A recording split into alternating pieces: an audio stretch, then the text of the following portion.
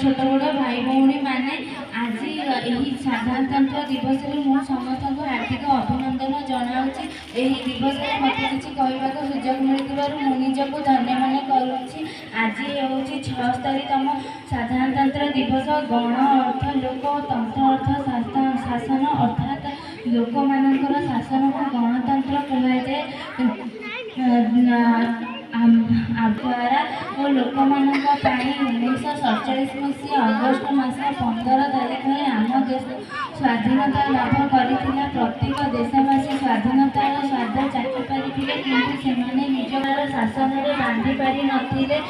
देशर तत्कालीन राष्ट्रपति राजेंद्र प्रसाद संविधान बी.आर. आंबेडकर करने डॉक्टर बी.आर. आंबेडकर नेतृत्व में गठित कमिटी द्वारा दीर्घ 2 वर्ष 11 मास 18 दिन धरी संविधान कार्य करागला। शेष 1950 मसीहा जानुआरी 26 तारीख में कार्यकारी करागला। यह कार्यकारी होगा पर प्रत्येक देशवासी निजक श्रृंखलार शासन में बांधि पारि। तेणु यह गणतंत्र दिवस रूपे कहुए।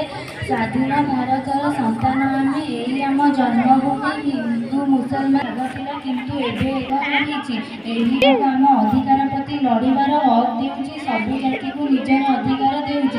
एमिति एक आशा और विश्वास रखी मो वक्तव्य शेष करुछि। जय हिंद, जय भारत।